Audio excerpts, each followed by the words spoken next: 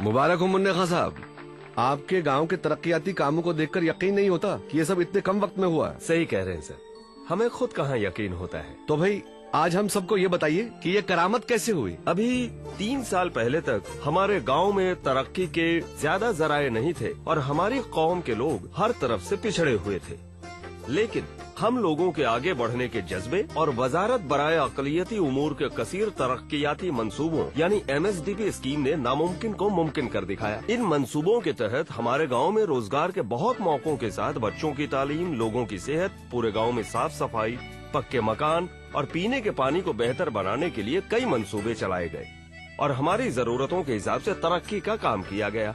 बस फिर क्या था, देखते ही देखते हमारे इलाके की दुनिया ही बदल गई। तभी तो कम वक्त में बेहतर तरक्की करने का इनाम पाने के हकदार बने। आप बनेंगे तो बनेगा हिंदुस्तान। आजकल के अनहेल्दी लाइफस्टाइल, खान पान वगैरह की वजह से लीवर की कमजोरी एक आम बात हो गई है। नतीजा गैस, खाना हजम न होना और भूख न लगना। पेश है हमदर्द जिग्रीन, मुफीद जड़ी बूटियों से भरपूर।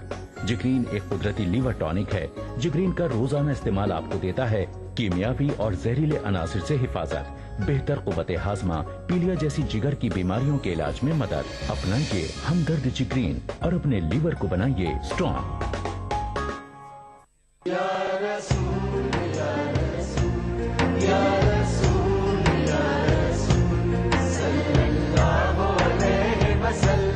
सारी कायनात मसरूर है, जश्न मिलादे रसूल है। नबियों के सरदार निगाह इश्क व मस्ती में वही अव्वल, वही आखिर, वही कुरआन, वही फुरकान, वही यासीन, वही ताहा। मैं आया तेरे दरबार, मैं आया तेरे दरबार, मेरी तुझ पे इंसानियत के लिए मोहसिन इंसानियत का पैगाम सीरत रसूल के मुख्तलिफ गोशों का अहाता करता हुआ लाइव फोन इन प्रोग्राम, हुब्बे नबी से सरशार नातों का हसीन गुलदस्ता, जश्न मिलादुन नबी, हर पीर से जुमा रात 10:30 बजे सिर्फ ETV उर्दू पर। देखिए ETV उर्दू सभी DTH प्लेटफॉर्म पर। डिश टीवी पर चैनल नंबर 787, एयरटेल पर चैनल नंबर 610, टाटा स्काई पर चैनल नंबर 176, बिग टीवी पर चैनल नंबर 972, वीडियोकॉन पर चैनल नंबर 750। देखिए आपका अपना चैनल और भी बेहतर क्वालिटी में।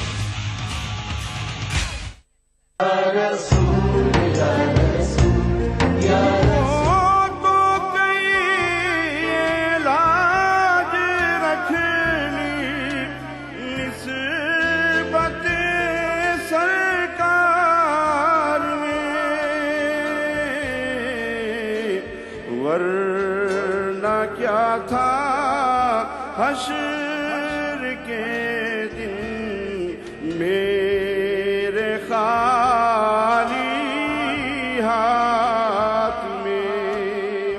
फिर आश्र की गर्मी से डरने की जरूरत क्या, रोजे पे उन्हें तूने जब नात सुना ली है। का जीना तो बेकसी है, यहाँ का मरना भी बेबसी है। बुला लो रोजे पे अब तो आका, ये जिंदगी कोई जिंदगी है। मिलादुन नबी के मौके पर दारुस्सलाम हैदराबाद से उल हिंद मुशायरे का रास्त टेलीकास्ट 14 जनवरी रोज मंगल रात 9:30 बजे सिर्फ ETV उर्दू पर। पलक के नजारों, ज़मीं की बहारों, सभी ने मनाओ, हुजूर आ गए। इमाम तिरमजी और इमाम अहमद बिन हम्बल रिवायत करते हैं कि हजरत अब्बास बिन अब्दुल मुत्तलिब रावी हैं, हजरत मुत्तलिब बिन अबी वदाआ भी रावी हैं। सहाबा कराम से आका अलैहिस्सलाम ने पूछा, फ़क़ाल मन अना, सहाबा कराम से पूछा मेरे सहाबियों बताओ मैं कौन हूं। جامع ترمذی کی حدیث سے صحیح، اور امام احمد بن حنبل نے روایت کیا، اور اس کو امام بہقی نے، دیلمی نے اور کل ائمہ نے اس کو لیا۔ آقا علیہ السلام نے پوچھا من آنا، بتاؤ میں کون ہوں؟ صحابہ کرام نے سادہ سادہ جواب دے دیا، فرمایا عرض کیا انت رسول اللہ علیہ السلام، آپ اللہ کے رسول ہیں؟ نہیں۔ آقا علیہ السلام اس دن اپنی رسالت کی نسبت پہچان نہیں کروانا چاہتے تھے، وہ تو تھی، اس دن اپنے میلاد کی اور اپنے نسب کی بات کرنا چاہتے تھے۔ فرمایا من آنا، میں کون ہوں؟ پھر آقا علیہ السلام نے جواب دیا ان اللہ خلق الخلق فجعلنی فی خیرہم فرقۃ، اللہ نے اپنی مخلوق کو پیدا کیا اور اس کی خلق میں جو سب سے بہتر طبقہ تھا اس میں مجھے یعنی میرے نور کو رکھا۔ ثم جعلہم فرقتین فجعلنی فی خیرہم فرقۃ، پھر ان کے دو حصے بنائے اور سب سے بہتر حصے میں مجھے رکھا۔ ثم جعلہم قبائل فجعلنی من خیرہم قبیلۃ، پھر جب قبائل قبیلے بنائے سب سے اعلیٰ قبیلے میں مجھے رکھا۔ پھر قبیلے کے جب گھر بنائے فجعلہم بیوتا فجعلنی فی خیرہم بیتا وخیرہم نفسا، تو پھر مجھے سب سے بہتر گھر میں اور سب سے بہتر نفوس میں رکھا۔ اور آقا علیہ السلام نے فرمایا انا خیرہم نفسا وانا خیرہم بیتا، میں گھرانے میں بھی کائنات میں سب سے اعلیٰ ہوں اور اپنی ذات میں بھی سب سے اعلیٰ پیدا ہوا۔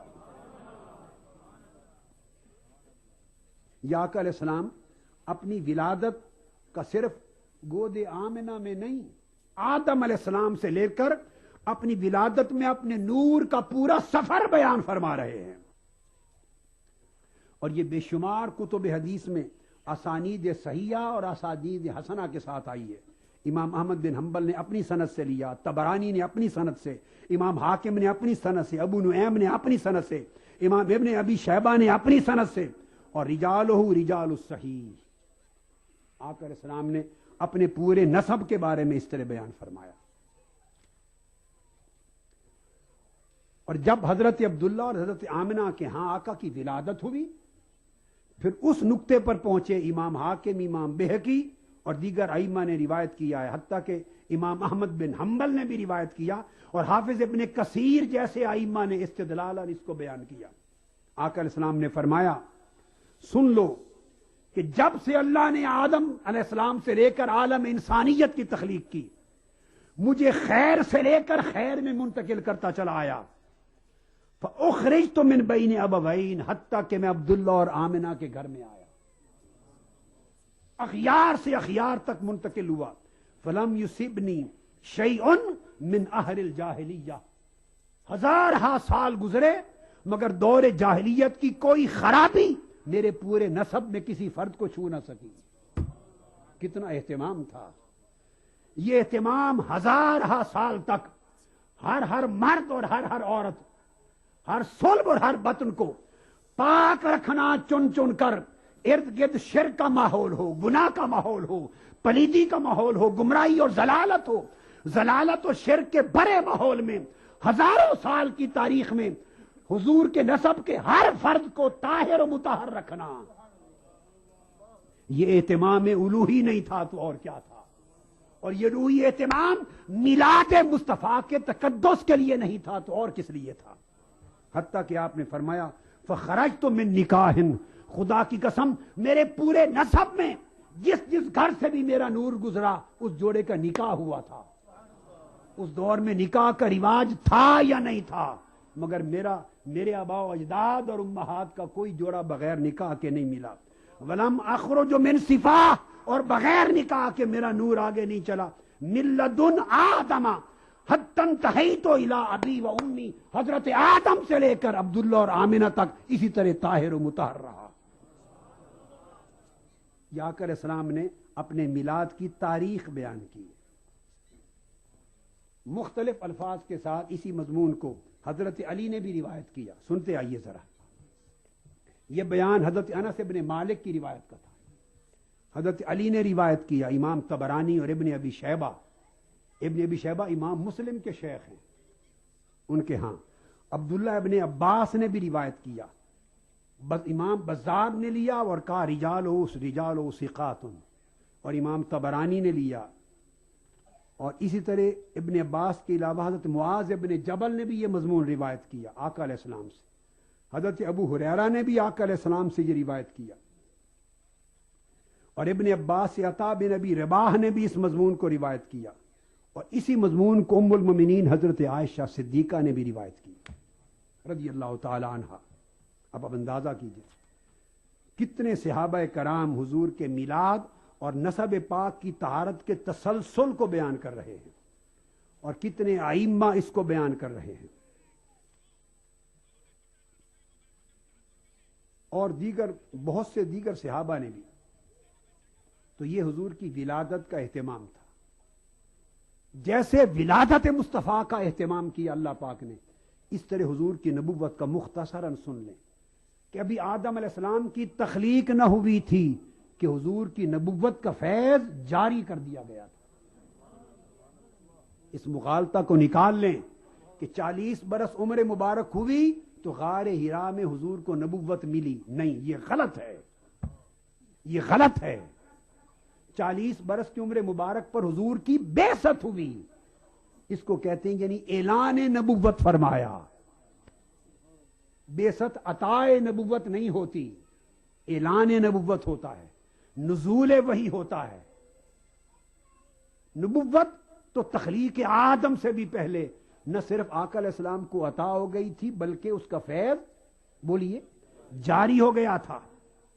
حدیث صحیح ہے بلکہ حسن صحیح ہے الگ الگ طرق سے. امام ترمذی روایت کرتے ہیں ابو ہریرہ رضی اللہ تعالیٰ عنہ سے, صحابہ نے پوچھا متا وجبت لک النبوہ قال وآدم بین الروح والجسد, یا رسول اللہ آپ کے لیے نبوت کب سے واجب ہو گئی؟ فرمایا آدم علیہ السلام ابھی پیدا نہیں ہوئے تھے. حضرت میسرۃ الفجر روایت کرتے ہیں, امام حاکم طبرانی روایت کرتے ہیں, حدیث صحیح ہے اسنادن, اور امام بخاری نے بھی روایت کیا تاریخ الکبیر میں. وہ پوچھتے ہیں قلت متا کنت نبیا. بعض احباب اس کا معنی غلط سمجھتے ہیں, غلط فہمی ہوتی, وہ لیتے ہیں کہ اس کا مطلب ہے میں اللہ کے علم میں نبی تھا. بھئی اللہ کے علم میں حضور کا اس وقت نبی ہونا یہ کون سی فضیلت کی بات ہے؟ ہر نبی کی نبوت اللہ کے علم میں تھی. علم الہی میں ہونا فضیلت نہیں کہ اللہ کے علم میں آپ کب سے نبی ہیں. معاذ اللہ, اس طرح کا تو سوال ہی کفر بن جاتا ہے. اس کا مطلب ہے کوئی وقت ایسا بھی تھا جب اللہ کے علم میں نہیں تھا حضور کا نبی ہونا. کب سے اللہ کے علم میں آپ نبی ہونا آئے؟ اس کا مطلب ہے کوئی ٹائم ایسا بھی تھا جب اللہ کو معلوم نہیں تھا. استغفر اللہ العظیم, نبوت دینی کس نے تھی؟ علم کا تو سوال کرنا ہی جہالت ہے. سوال یہ ہے, وہ فرماتے متا کنت نبیا, اب کب سے نبی تھے؟ آقا نے فرمایا جب آدم روح اور جسم کے درمیان تھے.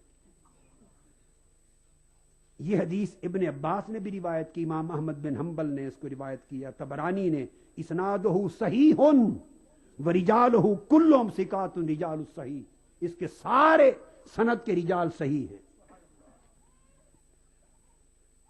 ایک صحابی روایت کی آقا علیہ السلام سے کہ متا اخذ میثاقک, آپ سے نبوت کا حلف کب لیا گیا؟ ایک روایت میں متا جعلت نبیا, آپ نبی کب بنائے گئے؟ آپ کو نبوت کب عطا کی گئی, کب نبی بنائے گئے؟ امام احمد بن حنبل نے یہ الفاظ روایت کیے اور رجال الصحیح ہیں. حضرت عمر فاروق رضی اللہ تعالیٰ عنہ بھی روایت کرتے ہیں یہی مضمون, سیدنا فاروق اعظم.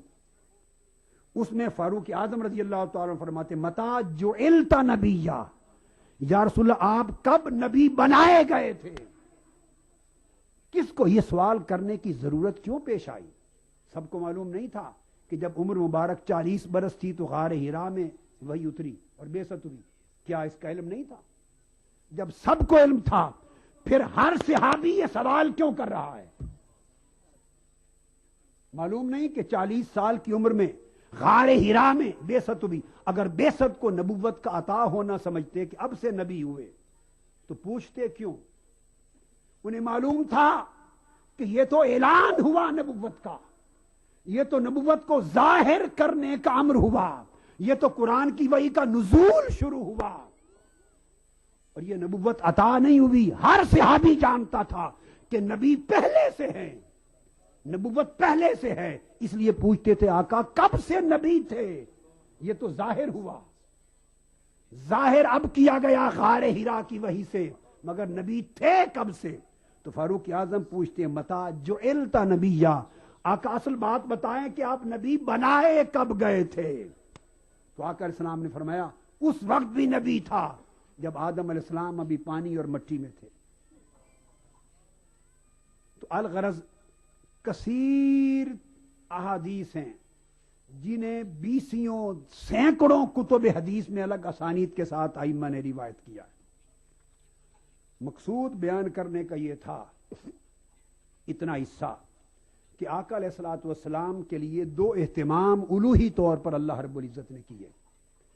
एक आपकी विलादत जो मुकर्रर वक्त पर होनी थी हजरत आमिना की गोद में, मगर उस विलादत के लिए नसब की हिफाजत का एहतिमाम सदियों नहीं लाखों सालों से आदम अलैहिस्सलाम से भी पहले अल्लाह पाक ने एहतिमाम कर रखा था।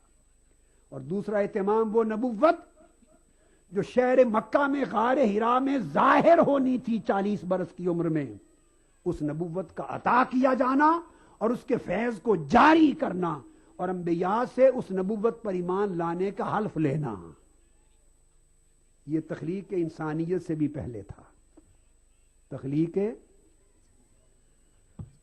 अब जिस तरह मैंने अर्ज कर दिया कि चूंकि अल्लाह रब्बुल इज्जत ने हुजूर के मिलाद को इतनी अहमियत दी कि हुजूर की विलादत की खातिर आका के पूरे नसब को संभाला और हुजूर के नूर के पूरे सफर को संभाला। यह हुजूर अलैहिस्सलाम की निस्बत है। और जिस शहर में हुजूर की विलादत हुई उस शहर की कसम खाई।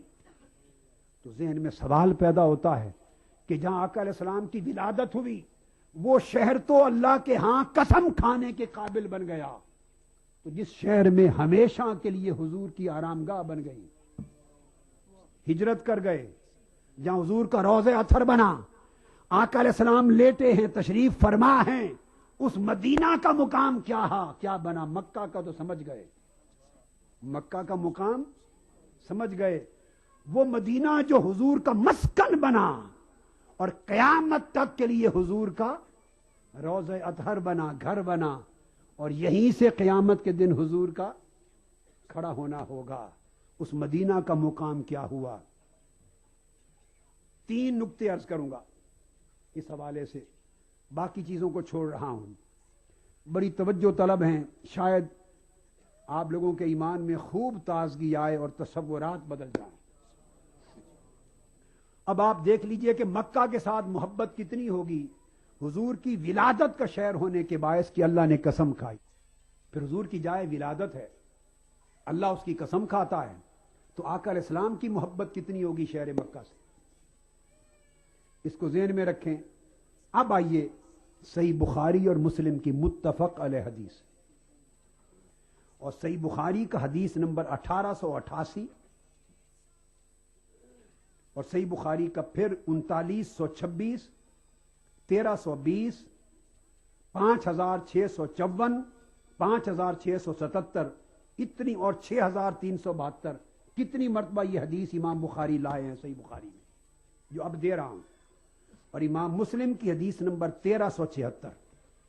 बाकी दर्जनों कुतुब हदीस में है, मगर मुत्तफक अलैह जब हो गई बुखारी मुस्लिम की तो बात खत्म हो गई। मुत्तफक अलैह हजरत आयशा रज़ी अल्लाह तआला अन्हा रावी हैं। आप फरमाती हैं कि क़ाल रसूलुल्लाह सल्लल्लाहु अलैहि वसल्लम अल्लाहुम्मा हब्बिब इलैनल मदीनता कहुब्बिना मक्का औ अशद्द। ऐ अल्लाह, हमारे दिल में मदीना की मोहब्बत पैदा कर दे। ए अहले इस्लाम और अहले ईमान, आका अलैहिस्सलाम जिस शहर की मोहब्बत तलब करें और जिसकी मोहब्बत की दुआ करें और जिसकी मोहब्बत का एक दर्जा मुकर्रर करें, वो हमारे लिए दीन हुआ या ना हुआ। बोलिए, हमारा ईमान हुआ या ना हुआ। मुत्तफक अलैह हदीस। बारी ताला हमारे दिल में मदीना की मोहब्बत पैदा कर। कितनी? कहुब्बिना मक्का, 2 दर्जे फरमाया। कितनी? पहले दर्जे में फरमाया उतनी मोहब्बत दे जितनी मक्का की मोहब्बत। आका अलैहिस्सलाम जानते थे हर एक के ज़र्फ को। کہ کوئی کہاں تک جا سکتا ہے میرے عشق میں. اب لوگ کہتے ہیں نا کہ آپ عشق میں محبت میں غلوب کرتے ہیں. اب وہ اعتدال کیا ہے غلوب کیا ہے وہ مسئلہ بھی سمجھ لیں. محبت رسول میں اعتدال کیا ہے اور غلوب کیا ہے. اعتدال والوں کے لیے فرما دیا کہ حبنا مکہ تھا.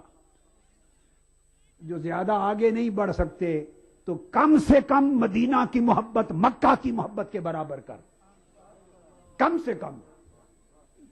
اور جو یہیں رہنا چاہتے ہیں رہ جائیں محبت میں, اور جو آگے بڑھنا چاہتے ہیں اور میرے دل کو ٹھنڈک پہنچانا چاہتے ہیں فرمایا او اشدہ, خدا کی قسم مکہ سے بھی مدینہ کی محبت کو بڑھا دے. مدینہ کی محبت مکہ کی محبت سے زیادہ شدید کر دے. اتنی محبت مدینہ کی دے کہ مکہ کی محبت سے یہ محبت بڑھ جائے. تو آقا علیہ السلام نے, آپ سمجھ گئے, قاعدہ یہ مقرر کر دیا کہ مدینہ سے محبت کرنے کے 2 درجے ہیں. عام مسلمانوں کا درجہ کحبنا مکہ, وہ مدینہ سے اتنی محبت کریں اگر مسلمان رہنا چاہتے ہیں جتنی مکہ سے کرتے ہیں. اگر ان کی محبت مدینہ محبت مکہ سے کم ہو گئی تو وہ حضور علیہ السلام کے نافرمان ہو گئے, ایمان سے خارج ہو گئے. یہ کم درجہ ہے. اور فرمایا اگر کوئی ایمان میں اعلیٰ اور کامل درجہ پانا چاہتا ہے تو دوسرا درجہ اتنی محبت دے او اشدہ کہ مکہ کی محبت سے بھی مدینہ کی محبت بڑھ جائے. پلک کے نظاروں زمین کی بہاروں سبھی نے مناؤ حضور آ گئے. بھاگ دوڑ بھری زندگی, سٹریس, جنک فوڈ, پولوشن. نتیجہ ہر وقت تھکان, کمزوری اور اپنوں سے بڑھتی دوری. کھویا ہوا جوش اور طاقت واپس پائیں ہمدرد ہمدوجین سے. شلاجیت, کیسر, امبر, اشوگندھا اور موسلی جیسی 22 مفید جڑی بوٹیوں سے بنا فارمولا بنائے آپ کو اندر سے مضبوط. تو ہمدوجین کے ساتھ رہیں ہمیشہ تیار ایک بہتر زندگی کے لیے روزانہ. ہمدرد ہمدوجین ہربل ریوائٹلائزر مردوں کے لیے.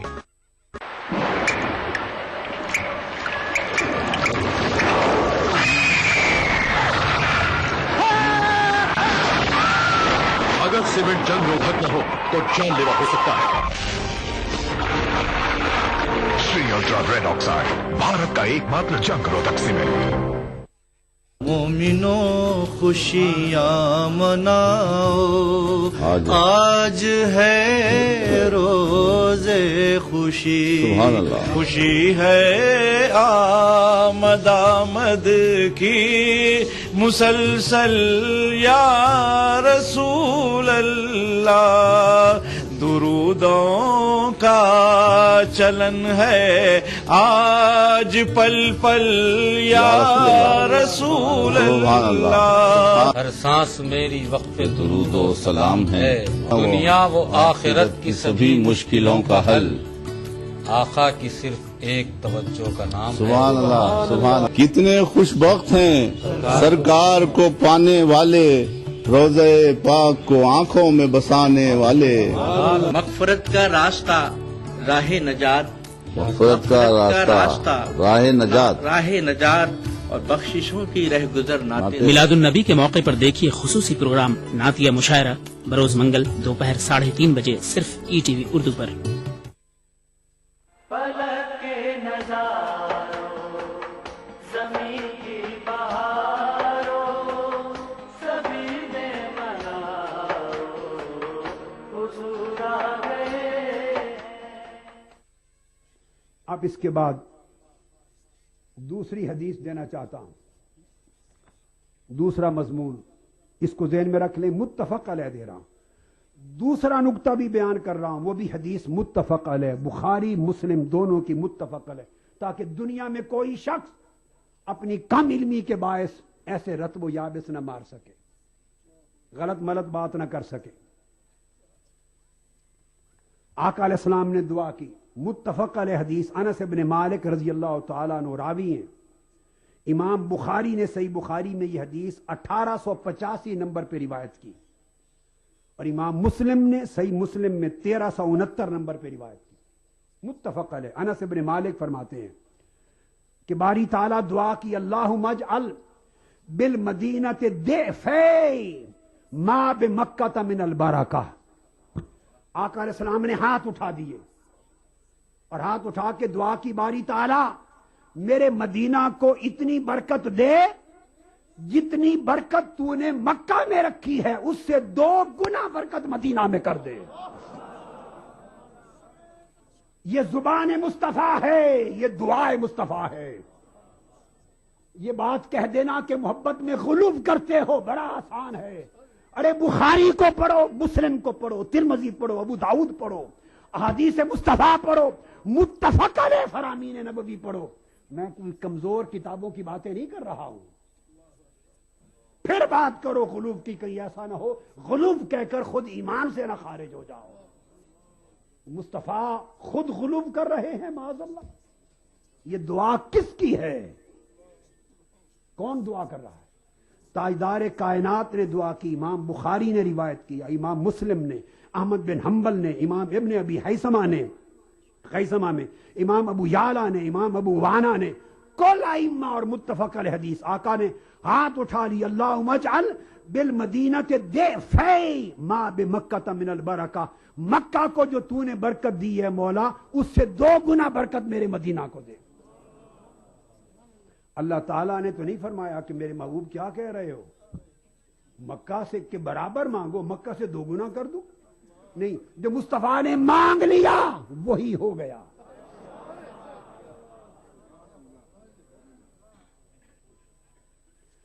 دوسری حدیث وہ بھی ابو ہریرہ رضی اللہ تعالیٰ عنہ راوی ہیں،